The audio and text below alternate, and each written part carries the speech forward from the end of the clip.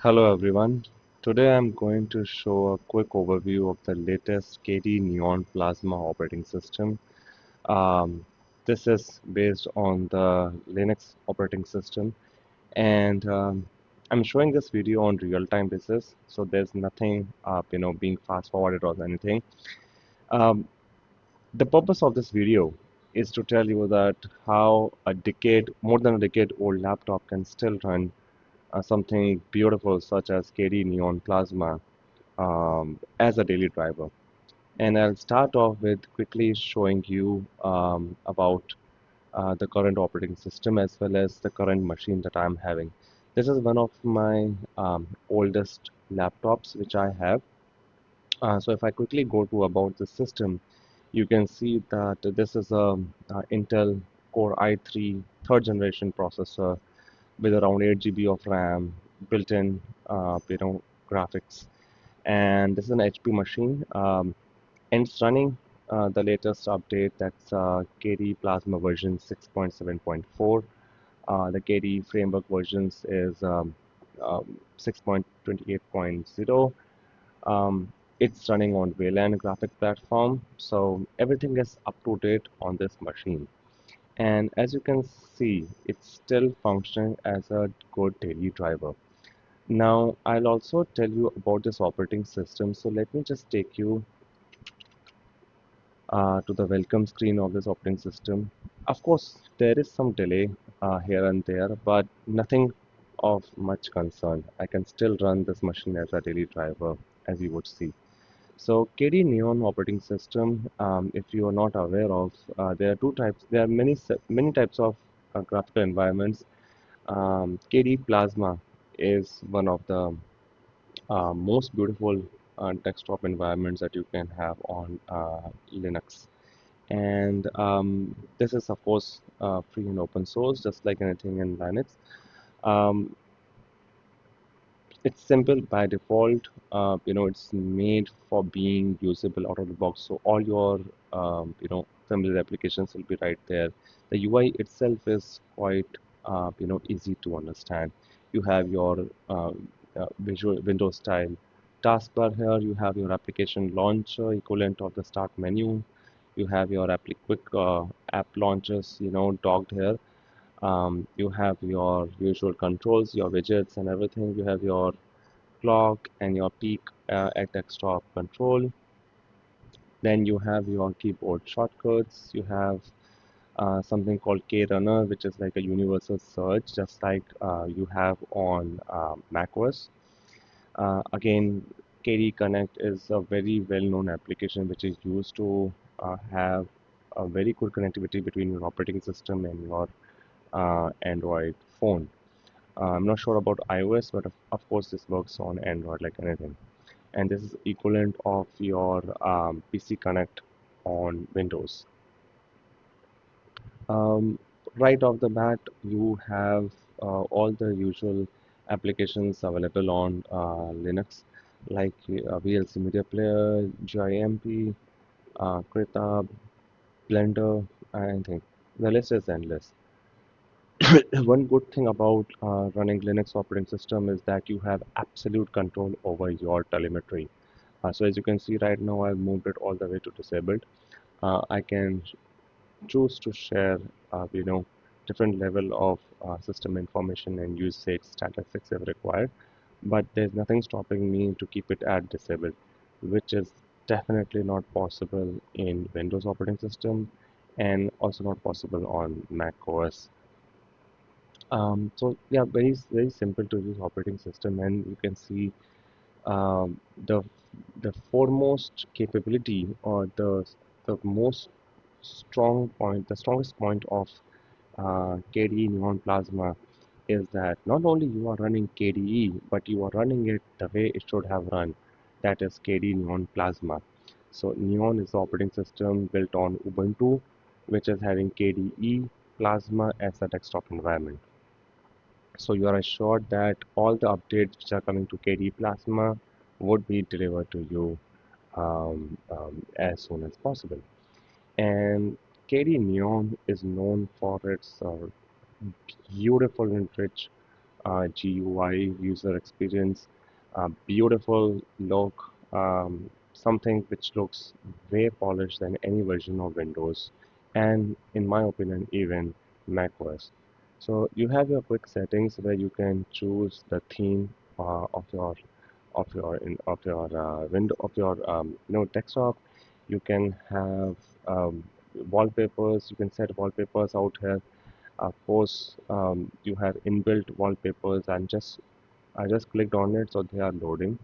And as you can see, you have a very good collection of high resolution wallpapers, and all of them are absolutely stunning. Um, then you have, ability to control your mouse and touchpad settings. You can choose the sensitivity. You can choose the pointer speed, your click behavior, and all that.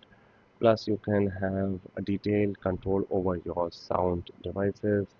Again, when it comes to display and monitors, you have control over your refresh rate, your resolution, color accuracy, even support for EDR, which is equivalent of HDR.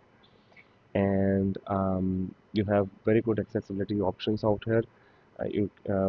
Especially for people who might be having some accessibility needs, KDE has everything covered. You can control your Bluetooth, your disk and cameras if you have, your printers. You can control your internet settings, wallpapers and color and themes you already saw. You have absolutely massive set of customization possible. You can choose your plasma style, you can choose your icons, you can choose your system sounds, you can choose your boot splash screen or the splash screen.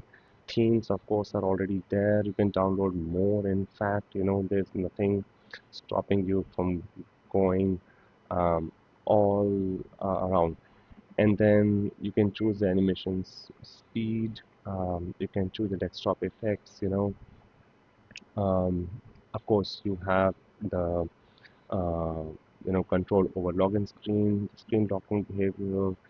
You have something called remote desktop also possible here.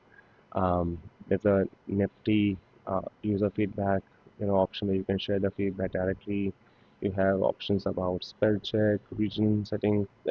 It's just endless. I can spend hours talking about this operating system, and it won't still not do justice.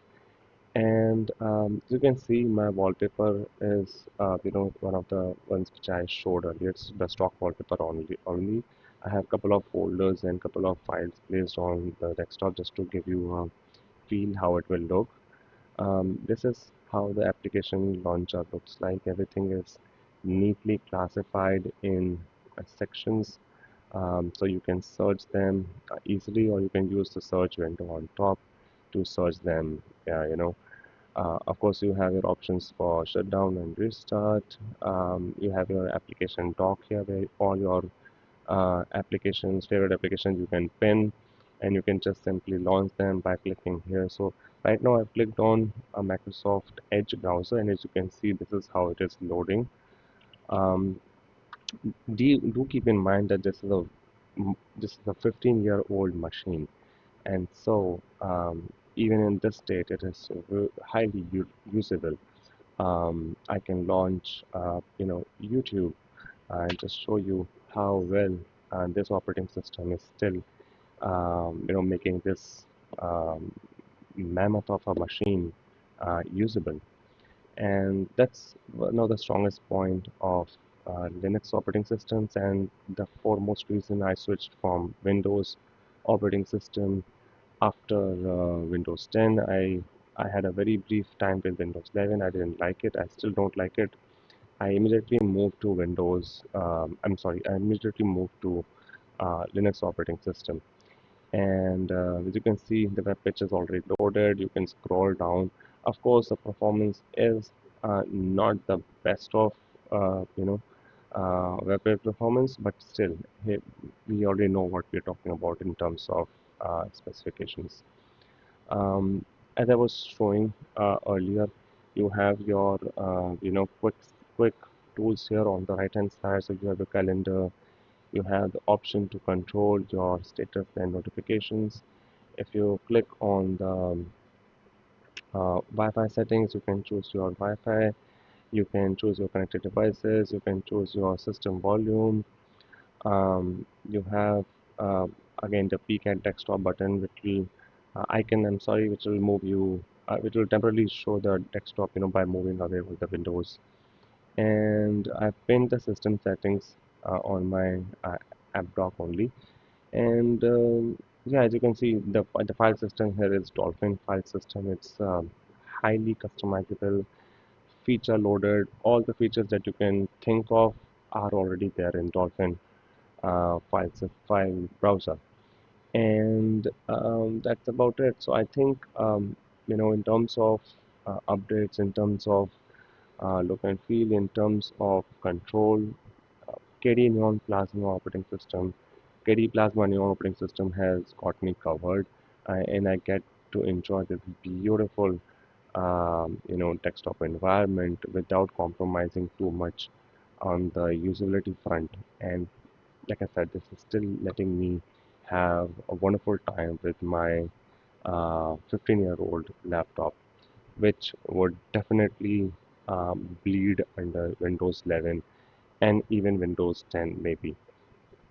So that was all about this video. Hope you found it useful, and if you have any questions about Linux operating system, feel free to put them in the comments below.